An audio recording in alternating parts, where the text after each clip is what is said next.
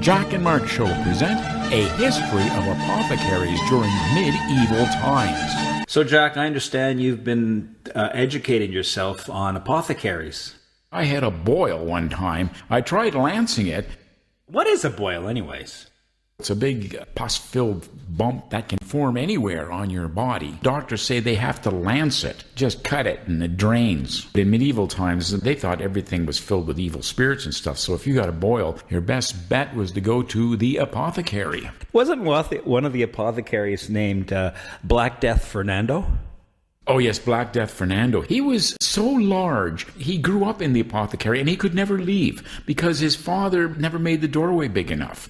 He was like a ship in a bottle. Exactly. But he was quite good because he never left. And he would always spend his days concocting more and more solutions. And people would line up for hours at the doorway and just shout in through the doorway what their problem was. You know, he never took a bath, so it was quite a stench inside the apothecary. He would hand out his particular solution for whatever ailment ailed them out the front door. Yellow Fever Hal was treated by Black Death Fernando? They called him Yellow Fever Hal because, well, he was yellow, for one thing, and he was always shouting.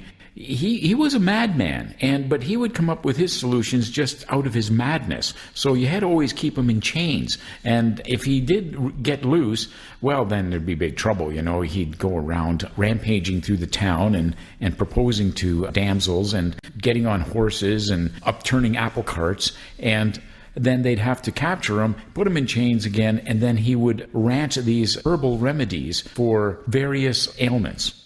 One of the solutions for getting rid of a boil was to chop the leg off just above and just below the boil, remove that slice of leg, and then reattach it. Wasn't that one of the things they tried? Yeah, it was the budget version. Unfortunately, that's what you get when you don't have a lot of money to pay for it. You get these budget versions. Barbers got quite up in arms when they heard that someone had removed a boil by cutting off a leg, because that was their jurisdiction. You know, they said, you can't go cut a leg off for a boil. We're in charge of amputations. Oh, and the barbers, they all ganged up and they were rampaging through the town, chasing away anyone with a hacksaw. I mean, then, of course, people were falsely accused, and some guy was shouting, all I do is cut wood. And that was the big battle between the barbers and the carpenters. It was many problems with false accusations. Well, yeah, they formed a big association, right? Barbers Who Lance Boils by Amputating the Leg Association? The BWLBBHA, I think. Nobody could remember the acronym, right? So that's nobody had any respect for them. No, there wasn't much respect for people who created titles for themselves and then couldn't remember the acronym. Now, there was a king.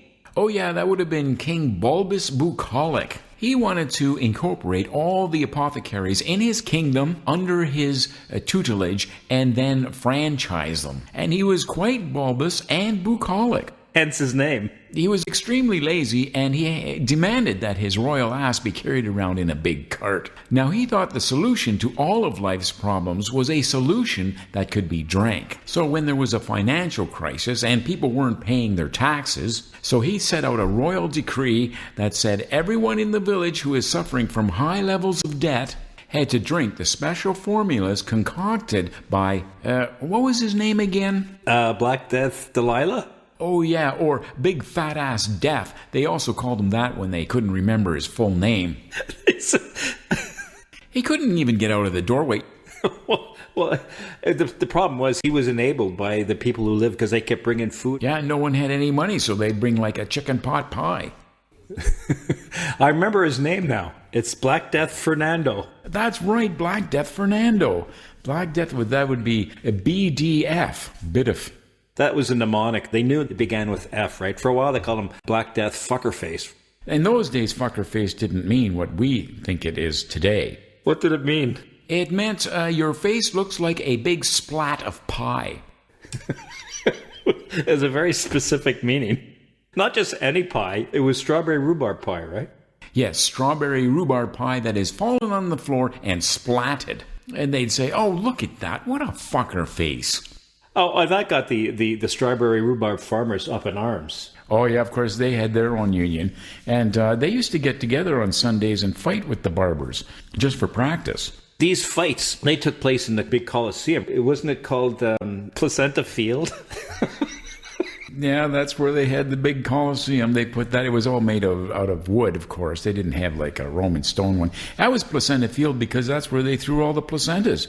A lot of placentas going on when you've got cows giving births, horses giving births. They thought that if you threw all the placenta there, then wondrous herbs would grow that would be good for the apothecary and to help cure all the people's ailments. That's where Black Death Fernando, or Black Death Fuckerface, got his secret ingredients. Yeah, he'd send out... Babbling Face Guitar Man. Oh, Babbling Face Guitar Man. Yeah, he was the local musician. He had a tendency of singing out of tune, so he didn't get much money, and usually he was told to shut up. And so he had to get additional work. Black Death Fernando hired him to go out and get herbs according to the orders. From Placenta Field. Yeah, at Placenta Field. He always had to go walking by Yellow Fever Hal. Yeah, Yellow Fever Hal. And Yellow Fever Hal would always be taunting him, saying, look at you, a little patsy boy. He didn't like that very much. So on one occasion, he released Yellow Face Hal from his chains just to have it out with him. Yellow Face Hal was the brother. Yellow Fever Hal was the other guy. Oh, yeah, okay. So Yellow Fever Hal was in the chains, and Yellow Face Hal was the brother. And they were bright yellow.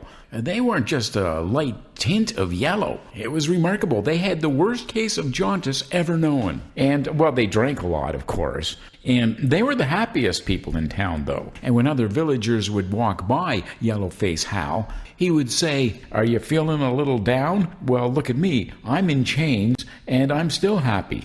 And it's because of my special brew. And it was, of course, some special secret formula. It was rumored to be made out of tree sap and herbs from Placenta Field. And, of course, so Black Death Fernando started getting pretty pissed off because people stopped coming to his apothecary and just started going over to Yellowface.